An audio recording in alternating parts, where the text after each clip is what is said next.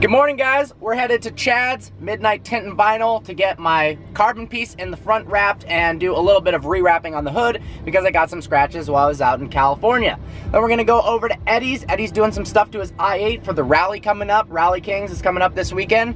It's gonna be a good day. Something's going down at Red Robin's. Uh-oh. We're here in Chad's garage getting some clear bra put on the new carbon pieces as well as fixing the front end, which has some shit from California. And now there's a phone call. So all this, want to prevent that from getting chipped because it looks so sexy. And then we've got some scratches, kind of hard to see, on the hood here that I want to get fixed. And he's gonna do it. Well, it's been a lovely day learning about sand casting, studying for my exam on Wednesday. And by that I mean, I would rather be doing anything but this. The good news is Chad just finished my car, so I'm gonna drive over to his shop and go check it out. Graciously, he actually loaned me his E65 series, which I've been driving around. And I'll take you inside that car, show you a bit around, and tell you about some of the things I like and absolutely hate about the car. Here she is, Midnight Tint and Vinyl machine.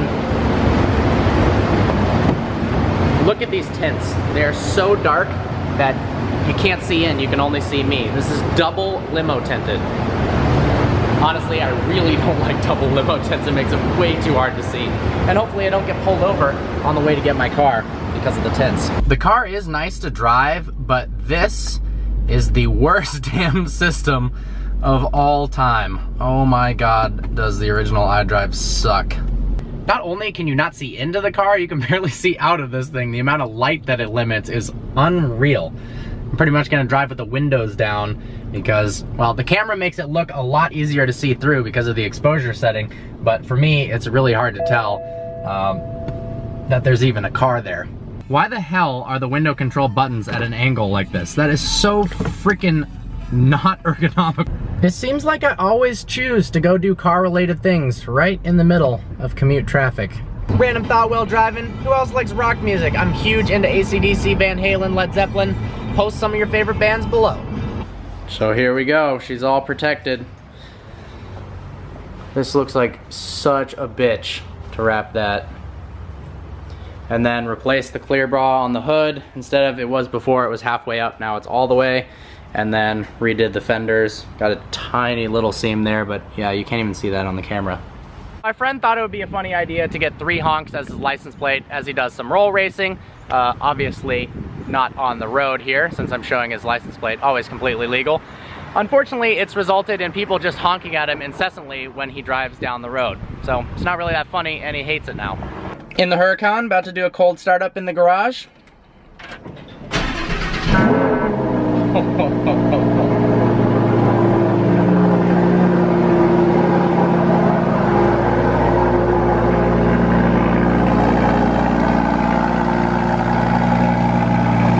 What's up, guys? So today we're doing a very unique review, so I thought I'd take you along for the ride. And also, I'm gonna start the process of diagnosing the issues with my M5.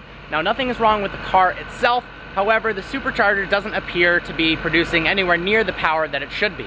I know I took it to a dyno and I registered 480 wheel horsepower. I think maybe it was working good that day, or because we were blowing extra air into the engine via fans, it might have helped bring the intake air temperatures down. Unfortunately, my car seems to not work whatsoever when it gets above about 70 degrees. Yes, the car is not intercooled. Yes, it doesn't have methanol injection, but it should work at 70 degrees without a massive amount of power loss. In fact, I ran the quarter mile, and I'm not gonna tell you exactly what that is yet, but it was actually slower than my stock run. There's a couple things that I think might be wrong. One, there could obviously be boost leaks. So I'm gonna search for boost leaks. I've bought a boost gauge, and I'm gonna attempt to self-diagnose it.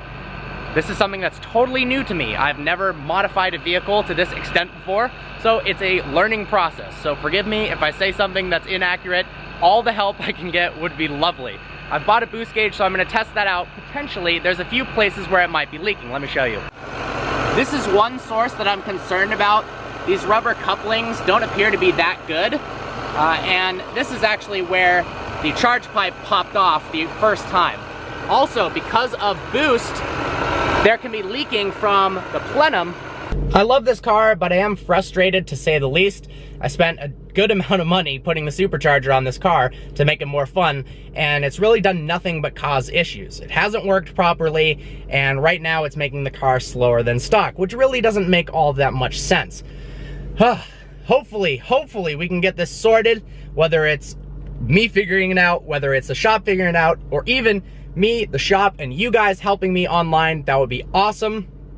But I'm just wondering if you guys find it interesting and would like to see kind of a diagnostics video, me doing trial and error, failing a bunch of times, trying to figure out what the hell is wrong with the supercharger. I want it to work so badly. I'd love this thing to be able to blow the doors off an E60 M5, which is very possible. It should be able to run 11.7 in the quarter mile, and it's not even close to that right now. Stay tuned. But for now, we're gonna go check out an awesome 1966 Volkswagen bus. We're at the gas station, so it's a perfect time for a gas mileage update on the sort of supercharged M5. There we go, 17.2 miles per gallon.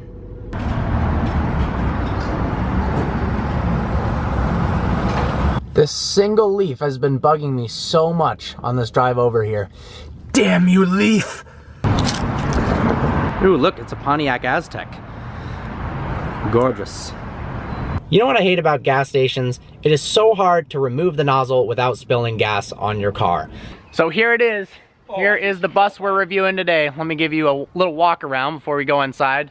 We've just done all the glamour shots and stuff, and now we're gonna take it for a drive. It has been a joy so far. Well, look at this. Yeah, but like... I usually shift around $4,000. $4 grand? Or 4 grand. Okay, alright. Whatever. Okay, I think I figured out the battery,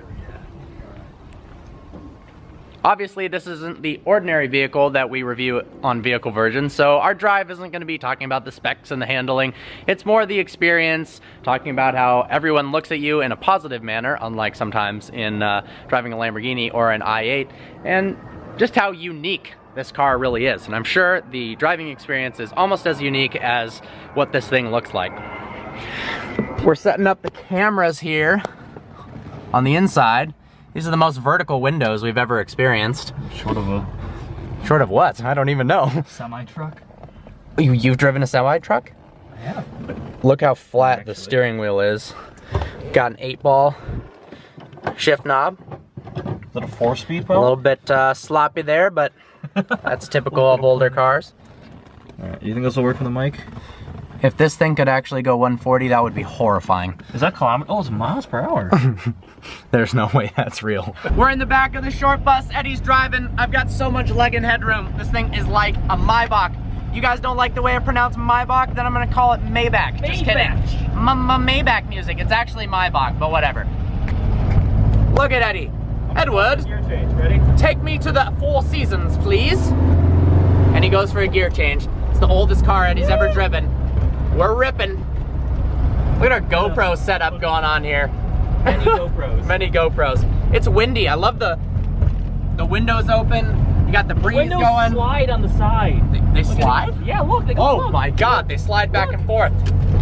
I've got my sock monkey with me. It's a good day. This is the most fun I've ever had in a vehicle while doing 15 miles an hour. That's probably true. Maybe in a go-kart. I don't know. But a go-kart. They go fast. Turn signals. Yeah, that's true. That's true. Oh my God, the lights are glitching. Where? Oh my God, it's a horror movie back here. They're It's almost Halloween. so the turn signals, put them on, they're green? Yeah, they're green. Wait, oh, there you go. See? Oh, wait, when you flash the turn signals, it messes with this light up here. Really? Twilight Zone. Bye-bye, short bus. Surprisingly, one of the hardest parts about reviews is battling for sunlight. It's 6:37 right now, and the sun is completely gone down. And unfortunately, that means if a car has tinted windows, the GoPros don't work. Okay, Eddie. Eddie's really excited about the supercharged Range Rover that he has for a little while. It's really hard to see anything, so we might want to get an LED setup or something like that so we could film more at nighttime. Now, this is what we used as a chase car, or I guess actually sort of a lead car for our VW review. Usually I use the S-Class and put the slider in it. But we used the rear here, but because this is too tall for the camera, I actually had to lay in the back and hold on to it as we drove down the road. It's the next morning. I tested out the M5 against the supercharged Range Rover and it lost. So clearly It seems like every other run it has power and doesn't have power. I have no idea what's going on, but I really want to fix it.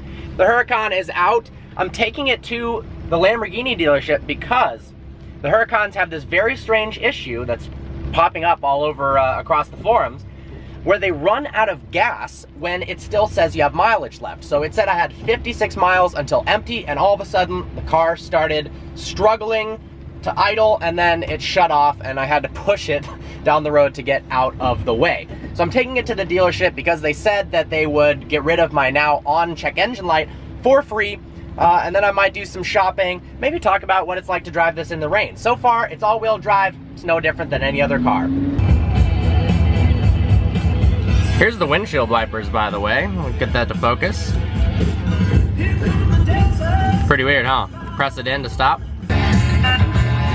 Oh, I love Van Halen so much, but I don't like that check engine light, damn you! She's all done. Hopefully the check engine light is off. Let's check it out.